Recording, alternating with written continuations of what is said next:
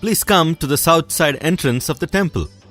We will resume our journey of the exterior from the south entrance and then end at the north entrance. We have entered the most beautiful section of the temple, where you can see Hoysala architects and artisans in full flow. Half kilometer from the south entrance, once there was a grand palace of the Hoysala kings. This palace has been destroyed by the invaders in the 13th century.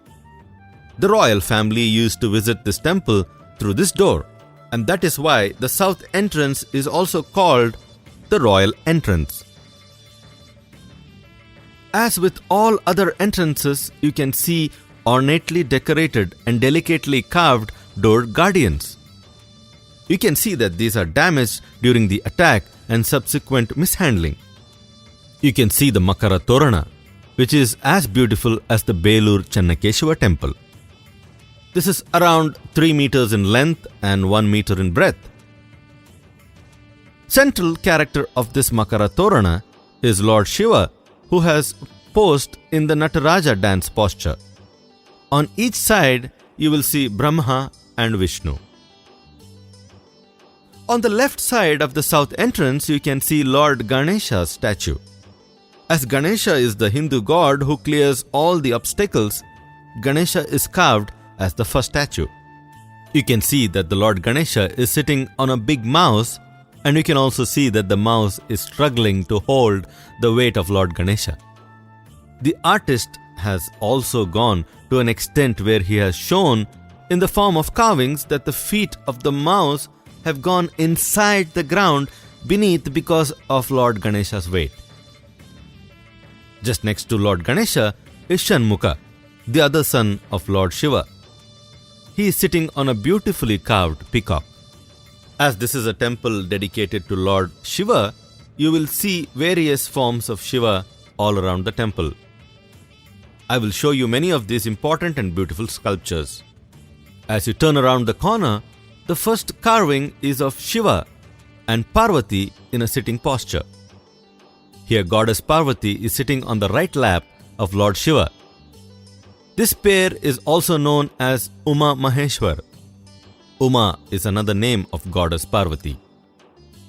The next 3 sculptures are of Vishnu, the nurturer, Shiva the destroyer, and Brahma, the creator.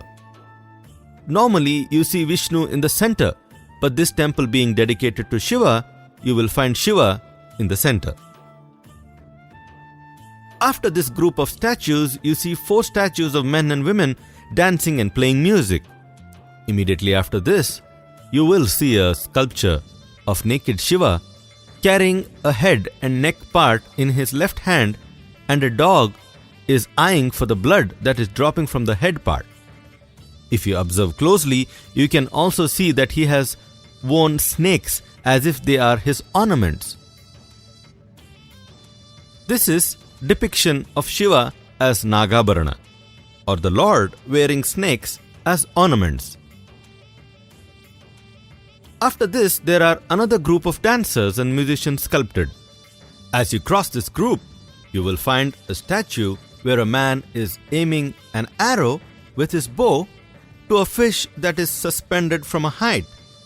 But he is aiming at the target by looking at the reflection of the fish in a pot of oil. This is a scene from Mahabharata where Arjuna is taking part in the Swayamvara of Draupadi, the daughter of Emperor Draupad.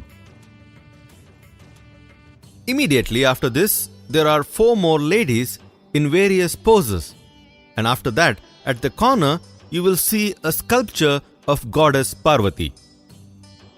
As you walk to the other side of the corner, you can see another statue of Lord Shiva.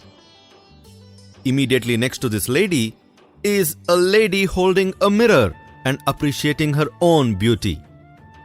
Though this is not as intricate as that you find in Belur, but nonetheless a great work of carving.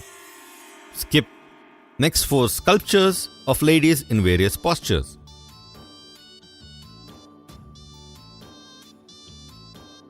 Immediately after this group is a beautiful carving of Lord Krishna playing the flute. The flute is now damaged, but you can see the front and back part of it. Look around the statue. You will see the admirers of Krishna listening devotedly to the flute music. These are the residents of Mathura, the Gopalas, Gopikas, villagers and the cows.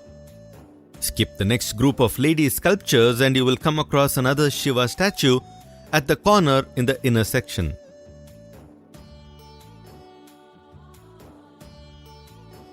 This is of Kala Bhairava, the goddess sculpture that is there on the left of Bhairava is that of Bhairavi. You will see many such depictions of Shiva throughout the temple. Left of the Bhairavi statue you find another figurine, and just besides this one, on the inner side you find a couple riding a huge elephant.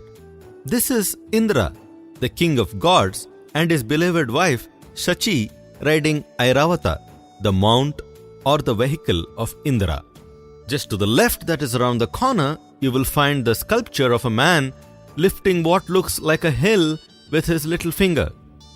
This is a scene from Bhagavata, where Lord Krishna is saving the whole Mathura town from Indra's fury. Lord Krishna is lifting the Govardhan mountain and protecting the citizens and domestic animals of Mathura city from the incessant rain and flooding caused by furious Indra, whose ego was hurt badly because of Krishna's actions. Pay attention to the details to which the artist has gone to depict the flora and fauna, including the villages. You can clearly see that cows and villagers taking shelter under the mountain. If you observe carefully, you can see some minute details like a monkey which is about to jump at the bunch of banana fruit hanging from a banana plant. At the center, a hunter is in the act of hunting. On the top left corner, you will observe that a wild animal is entering the den, and just besides that, you can also see that the lion is getting out of the den. It is amazing to look at such imagination at work.